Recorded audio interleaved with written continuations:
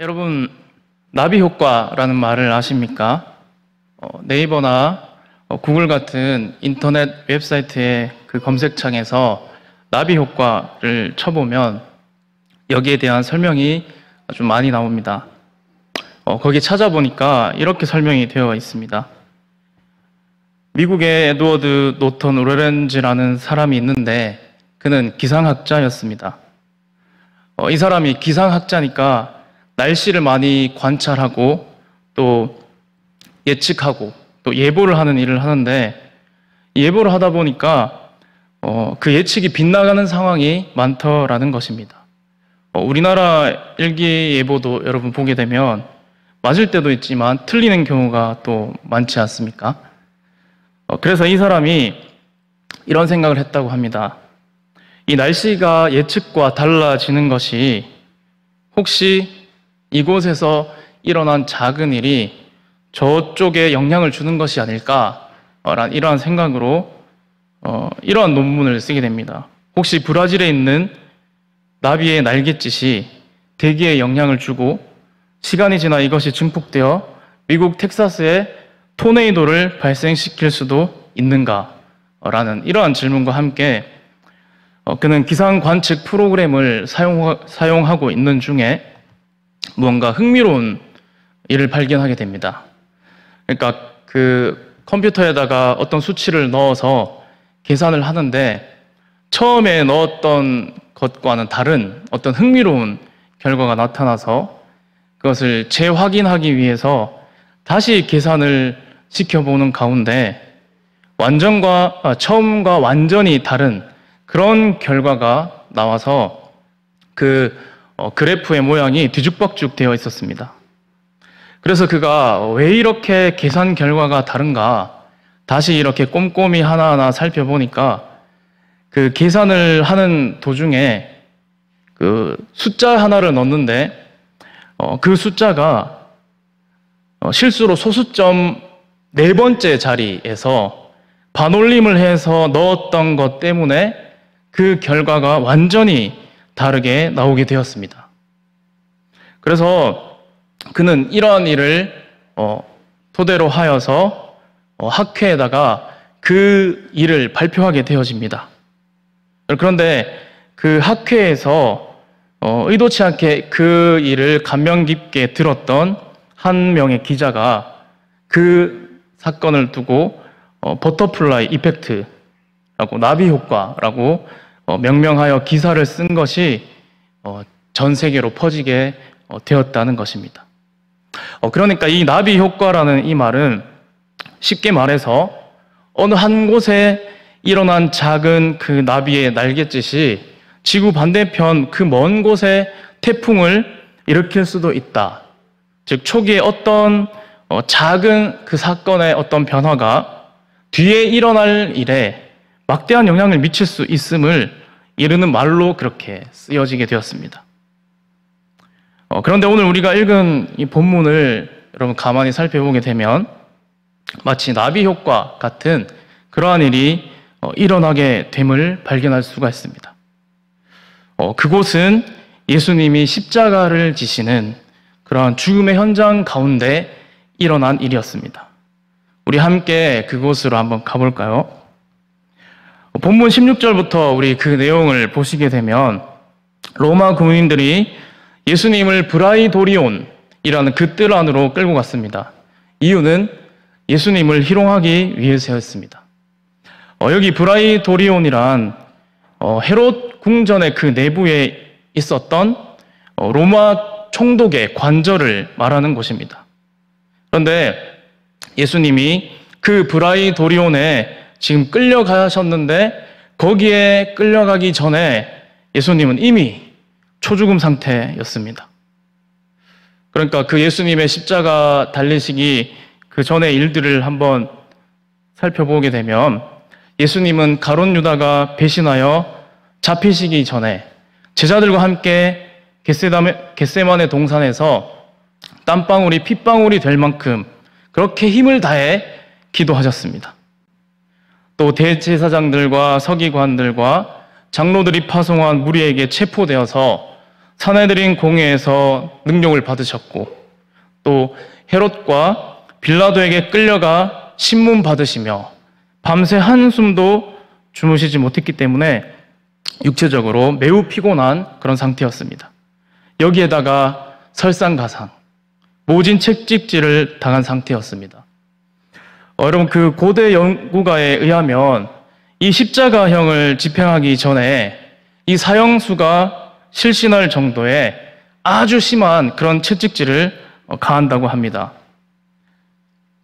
당시 그 로마 제국에서는 이 사형수를 때릴 그 채찍을 보통 그 9가닥 정도 되는 그 9가닥으로 보통 달았고, 그날 그 채찍에 고문을 가하는 그 병사의 기분에 따라서 그 가닥이 훨씬 많을 때도 있었다고 합니다. 그러니까 9가닥 이상의 많은 가닥을 또 달 수도 있었던 것이죠.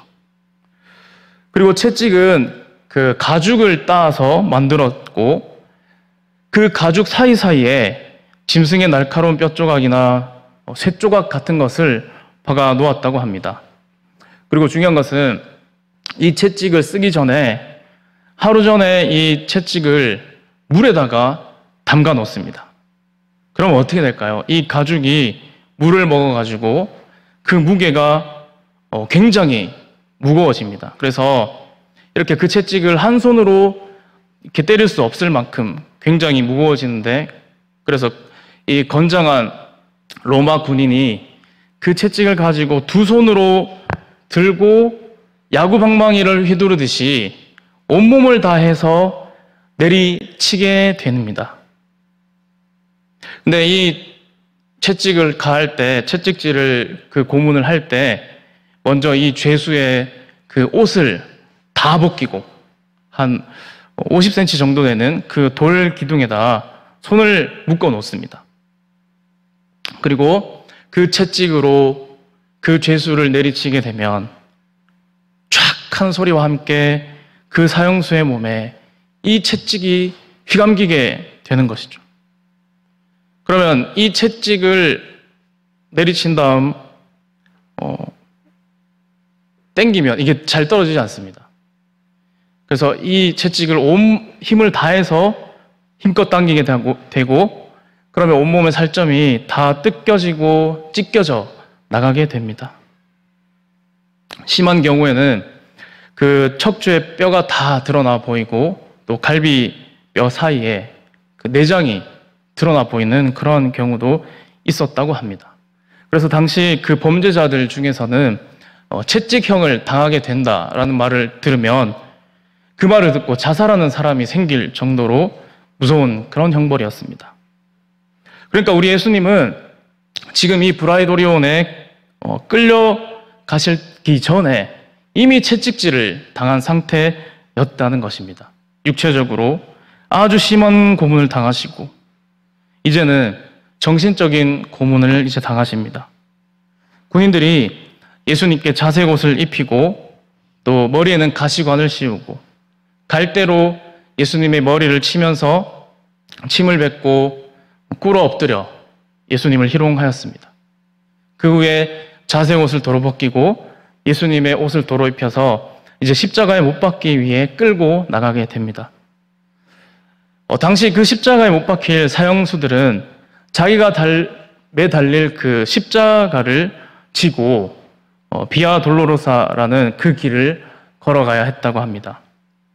그러니까 그 십자가형을 집행하는 그 형장에 보통 그 십자가의 세로 형틀이 거기에 있었고, 이 죄수는 그 자기가 질 가로 형틀을 메고 그렇게 형장까지 가는 것이 관례였다고 합니다.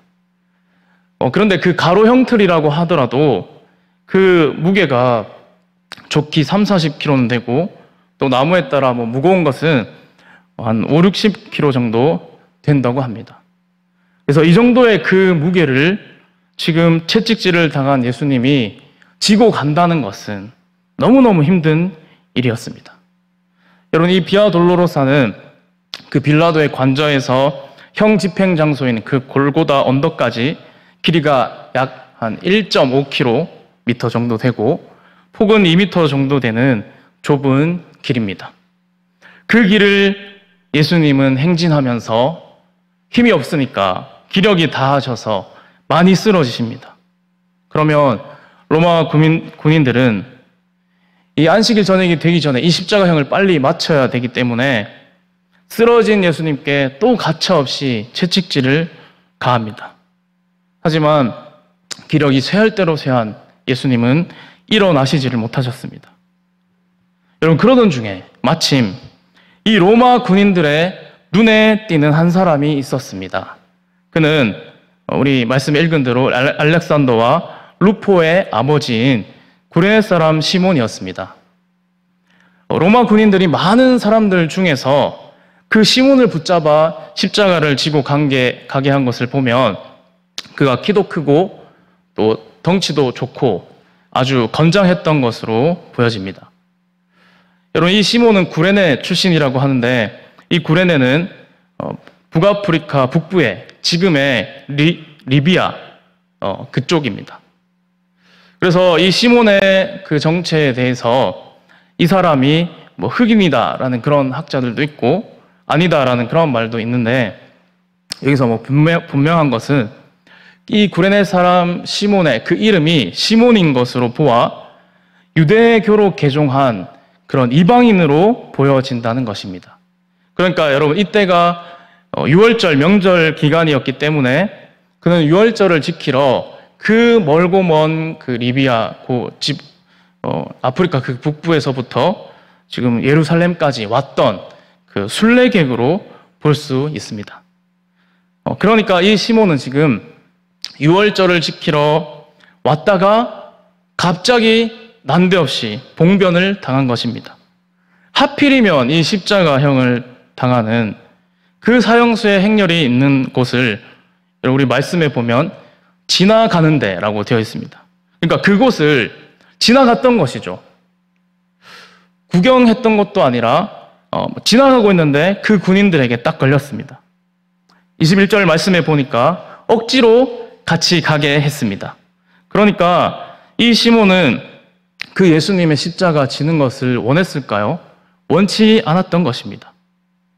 여러분, 그도 그럴 것이 지금 처음 보는 그 사형수의 그 형틀을 선뜻 메고 간다는 것이 여러분 쉽지 않았을 것입니다. 또 자기에게 그런 일을 시키니까 굉장히 기분도 나빴을 것이고, 또 아니면 여러분, 이 시몬은 뭐 바쁜 일이 있어서 그 옆을 자기가 빨리 지나가려고 하는데 이 자신의 의지와는 상관없이 졸지에 지금 강제부역을 당한 것으로 볼 수가 있습니다. 그런데 여러분, 이 구레네 시몬은 예수님이 십자가에 매달리시기 전에 가장 가까이에서 예수님을 본 사람이 되었습니다. 우리가 그 영화, 여러분, 패션 오브 크라이스트라는 그 영화를 보신 분들이 많으시죠. 그 영화에 보게 되면 예수님의 그 십자가를 함께 지고 가는 그 구레네 시몬의 모습을 우리가 그 영화를 통하여 상상할 수가 있을 것입니다. 그가 그렇게 예수님의 십자가 형틀을 메고 기력 없어 쓰러지는 예수님을 부축해서 함께 갔을 것입니다. 그렇게 그 비아 돌로로사 1km가 조금 넘는 그 길을 예수님과 함께 가면서 길가에서 욕하는 그 무리들의 소리, 또 예수님을 조롱하는 그 소리를 그가 함께 듣습니다.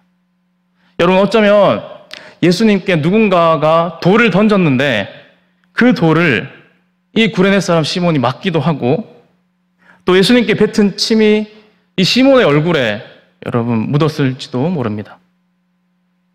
내가 이 사람 때문에 왜 이런 고생을 해야 하나? 구레네 시몬은 불쾌하고 화가 또 머리끝까지 나서 폭발할 그런 지경까지 이르렀을 수도 있습니다.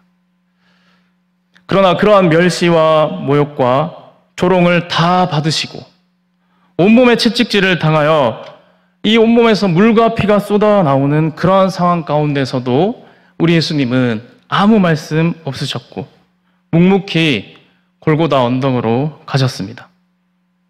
그런 초연한 예수님의 모습을 가장 가까이에서 보았고 예수님의 찢겨진 그 상처에서 흘러나오는 그 피와 물이 이 구레네 시몬의 옷과 또 손과 몸에 그리고 얼굴을 적셨을 것입니다.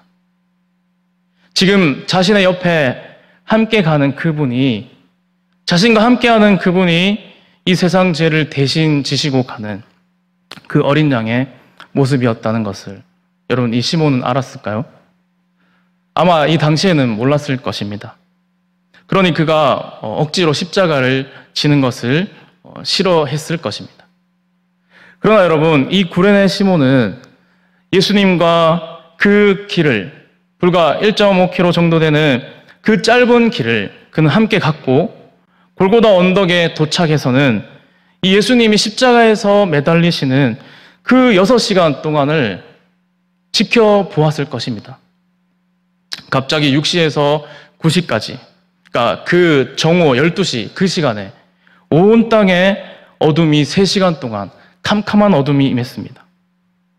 자신과 함께 했던 그 33살의 청년은 그 십자가형을 받는 다른 죄수들과는 비교할 수 없었습니다. 죽음 일보 직전까지 죽지 않겠다고 발악하는 그런 다른 죄수들과는 달리 자신을 죽음으로 몰아넣는 그런 자들을 위해서 아버지 저들을 사하여 주옵소서, 자기들이 하는 것을 알지 못합니다 라고 기도하시는 것을 보았습니다.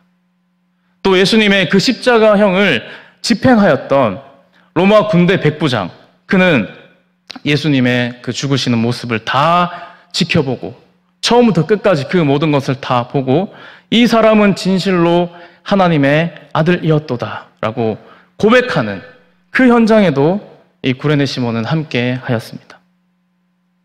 여러분, 이렇게 평생 잊지 못할 예수님의 마지막을 그는 함께 했고 가장 가까이에서 본 사람이 이 구레네 시몬이었습니다. 처음에는 억지로 끌려서 십자가를 지었습니다. 그런데 그렇게 억지로 십자가를 지었던 그 일로 인해 그는 메시아이신, 이 하나님의 아들이신 그 예수님의 숨결을 가장 가까이에서 체험했던 은혜를 받게 된 것입니다. 여러분, 이렇게 구레네 시몬이 억지로 십자가를 지게 되어 복음이 전해지는 곳마다 이 구레네 시몬의 이야기는 함께 전해질 것입니다. 예수님의 십자가를 지고 갔던 사람이라는 그런 복된 꼬리표가 영원히 붙게 되는 그런 복을 누리게 되었습니다. 여러분, 이뿐만이 아닙니다. 로마서 16장 13절에 보게 되면 주 안에서 택하심을 입은 루포와 그의 어머니에게 문안하라. 그의 어머니는 곧 내 어머니니라. 이 말씀은 사도 바울이 자신과 동역했던 사람들 중에서 그 루포의 어머니, 즉 이 구레네 시몬의 아내가 바로 자신의 어머니라고, 바울의 어머니라고 그렇게 말하며 그 로마 교회 성도들에게 문안하라고 그렇게 말합니다. 즉 이 구레네 시몬 아들과 또 자신의 아내, 그리고 구레네 시몬 자신까지 이 온 가정이 다 주님의 택하심을 받은 그런 구원받은 가정이 되었고, 그 로마 교회에서 중직자로 귀한 일을 감당하는 그런 일을 하게 되었으며, 또 이렇게 성경에 기록되어지는 놀라운 복을 누리게 되었다는 것입니다. 그렇다면 여러분, 오늘 우리 본문의 말씀이 우리에게 말씀하는 것은 무엇입니까? 이 구레네 사람 시몬의 가정에 임했던 이 나비 효과와 같은 그러한 일이 벌어졌음을 오늘 말하고 있습니다. 시몬은 6월절 순례를 왔다가 우연히 예수님의 십자가 행렬 옆을 지나가게 된 것으로 우리가 볼 수도 있지만, 그러나 그것은 우연이 아닙니다. 하나님의 인도하심과 이끄심이 있었습니다. 그가 만약 예수님의 십자가를 억지로라도 지고 가지 않았다면 그는 어떻게 되었을까요? 그와 그의 가정이 구원받지 못했을 수도 있으며, 또 성경에 이렇게 기록되는 놀라운 영광을 누리지 못했을 수도 있습니다. 여러분, 그렇다면 오늘 우리에게 주어진 여러 가지 많은 일들 가운데, 주의 일들 가운데 혹시나 우리가 시몬처럼 우리에게 억지로 맡겨진 그러한 일들이 있습니까? 나는 하기 싫은데 어쩌다 보니, 또는 내가 안 하면 안 되니까 해야 했던 그러한 일들이 있습니까? 그런데 여러분, 오늘 우리 하나님께서는 시몬의 가정을 통하여 우리가 깨닫게 하여 주시는데, 억지로라도 우리가 순종하면 하나님께서 오늘 이 구레네 사람 시몬의 그 마음의 생각과 모든 것을 변화시켜 주셨던 것처럼 하나님께서 우리의 마음과 생각을 바꾸어 주시고 또 변화시켜 주실 줄로 믿습니다. 그리고 또한 그에 맞는 은혜와 복을 허락한다는 사실을 우리가 잊으면 안 되겠습니다. 오늘 이 예배 가운데 함께 하시는 저와 여러분, 우리 모두에게 뿐만 아니라 우리의 가정과 또 우리의 자녀에게도 이러한 동일한 은혜와 복이 있기를 간절히 소망합니다.